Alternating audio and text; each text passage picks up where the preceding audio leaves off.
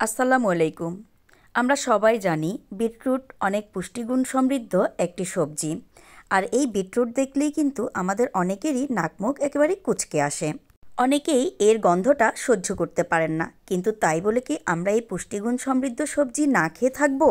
তাই আজকে আমি এই বিটরুট দিয়ে এমন একটি রেসিপি আপনাদের সাথে শেয়ার করব, যেটা একবার খাওয়ার পর বারবার আপনার কাছে রিকোয়েস্ট আসবে এই রেসিপিটি খাওয়ানোর জন্য। এতে ফাইবার ছাড়াও আছে প্রচুর পরিমাণে ম্যাঙ্গানিজ, পটাশিয়াম, আয়রন এবং ভিটামিন সি, যেগুলো শরীরের জন্য অনেক বেশি উপকারী। এখন তাহলে শুরু করা যাক। আজকের এই রেসিপি তৈরি করার জন্য আমি এখানে 1/2 কেজি পরিমাণ বিটরুট নিয়ে নিয়েছি। আর এই বিটরুটগুলোকে আমি উপর থেকে এভাবে একটা পিলার দিয়ে চামড়া ছিলে নিচ্ছি। চামড়া ছিলে নেওয়ার সুবিধার্থে আমি উপরের এবং নিচের অংশটুকু কেটে এখনও ফেলে দিইনি, ছিলে নিয়ে তারপর এগুলো কেটে ফেলে দিব। উপর নিচের এই অংশটুকু কেটে অবশ্যই ফেলে দিতে হবে। এই যে একটা বিটরুট ছিলে নেওয়ার পর এটা এমন দেখা যাচ্ছে।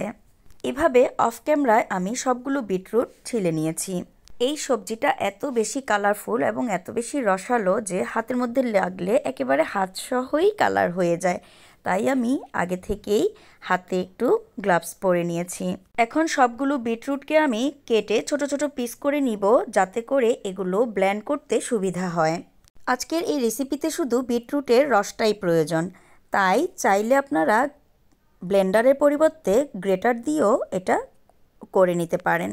দেখতেই পাচ্ছেন সবগুলো বিটরুটকে আমি এভাবে ছোট ছোট পিস করে কেটে নিয়েছি। এখন এগুলোকে আমি ব্লেন্ড করে নিব। এই বিটরুটের মধ্যে প্রচুর পরিমাণে আয়রন থাকাতে যারা রক্তশূন্যতায় ভুগছেন তারা খেলে কিন্তু অনেক বেশি উপকার পাবেন। আজকের রেসিপি হচ্ছে বিটরুটের বরফি। তো এই বরফি বানানোর জন্য কিছুটা মিষ্টি তো অবশ্যই প্রয়োজন। আর বিটরুট কিন্তু এমনিতেও অনেকটাই মিষ্টি, তাই এর মধ্যে আমি 1.25 কাপ চিনি দিয়ে এটাকে ব্লেন্ড করে নিয়েছি। মিষ্টিটা যার যার পছন্দ মতোই দিবেন। বিটটাকে ছেঁকে নেওয়ার পর যে অবশিষ্ট অংশগুলো থাকবে সেগুলোকে আমি অন্য একটা রেসিপিতে ব্যবহার করব। তার জন্য চিনিটা আমি আগেই ব্যবহার করেছি। আপনারা অবশ্যই চিনিটা এই লিকুইডের মধ্যে ব্যবহার করবেন। এগুলোকে ব্লেন্ড করার সময় আমি 1/2 কাপের মতো পানি ব্যবহার করেছিলাম, আর ছেঁকে নেওয়ার পর প্রায় 1.5 কাপের মতো লিকুইড বের হয়েছে। এরপর চুলায় একটি প্যান বসিয়ে তাতে 3 টেবিল চামচ ঘি গরম করে এর মধ্যে 1 কাপের মতো সুজিকে খুব সুন্দর করে ভেজে নিব। যার যার প্রয়োজন অনুযায়ী সুজি এবং ঘিয়ের পরিমাণটা বাড়িয়ে কমিয়ে নিতে পারবেন, তবে ঘিয়ের পরিবর্তে কোনোভাবেই তেল ব্যবহার করবেন না। ঘিয়ের মধ্যে সুজিগুলো ভালোভাবে ভাজা হয়ে গেলে এখন আমি যে রসটা বের করে রেখেছিলাম সেটা এর মধ্যে দিয়ে খুব ভালো করে মিশিয়ে নিচ্ছি। আর সুজিটা রান্না করতে করতে যদি দেখেন পানির পরিমাণটা কম হয়ে গেছে, তাহলে আপনারা আরও একটু পানি এর মধ্যে ব্যবহার করতে পারেন। সুজির সাথে বিটের রসটাকে খুব সুন্দর করে মিশিয়ে নেওয়ার পর এখন দিয়ে দিচ্ছি 1 কাপ লিকুইড মিল্ক। আমি এখানে 3 টেবিল চামচ গুঁড়া দুধকে পানির সাথে মিশিয়ে 1 কাপ পরিমাণ করে নিয়েছি। এরপর আবারও খুব ভালোভাবে সব কিছুকে নেড়েচেড়ে মিশিয়ে নিয়ে এখন এটাকে একেবারে শুকিয়ে নিব। এভাবে অনবরত নেড়েচেড়ে এটাকে শুকিয়ে নিতে হবে। অবশ্যই খেয়াল রাখবেন নিচে যেন এটা পুড়ে না যায়। আর এই পর্যায়ে আমি 1 টেবিল চামচ কেওড়া জল দিয়ে খুব ভালোভাবে মিশিয়ে নিব।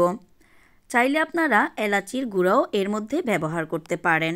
পাশাপাশি ড্রাই ফ্রুটস ব্যবহার করতে চাইলে সেটাও ব্যবহার করতে পারেন। নাড়তে নাড়তে একসময় যখন দেখবেন এটা আর পাতিলের গায়ে লেগে থাকছে না, তখন এটাকে চুলা থেকে নামিয়ে নেবেন।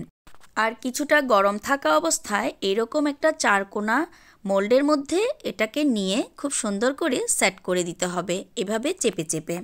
আর মোল্ড হিসেবে আমি একটা প্লাস্টিকের বক্স ব্যবহার করছি। এটা নেওয়ার পর খুব সুন্দর করেই এটাকে সেট করতে হবে।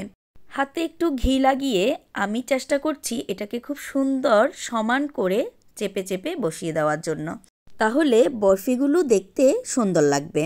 সেট করে নিয়ে উপর থেকে কিছু ড্রাই ফ্রুট দিয়ে ফ্রিজে রেখে দিবেন পুরোপুরি ঠান্ডা হয়ে যাওয়া পর্যন্ত। আর এই বরফিটা কিন্তু ঠান্ডা ঠান্ডা খেতেই বেশি ভালো লাগে।